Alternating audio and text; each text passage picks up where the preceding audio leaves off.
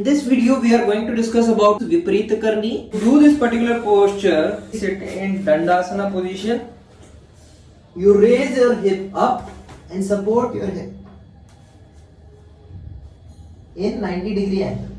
So this will support, this will increase your digestion, this will massage your kidney, so you will be able to excrete much faster.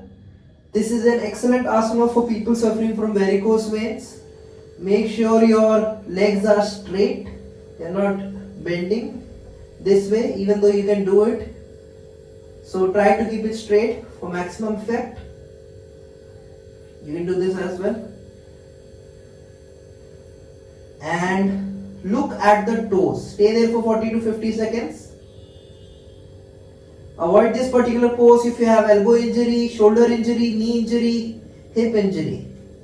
And when you're ready, slowly bring your knees closer and roll back.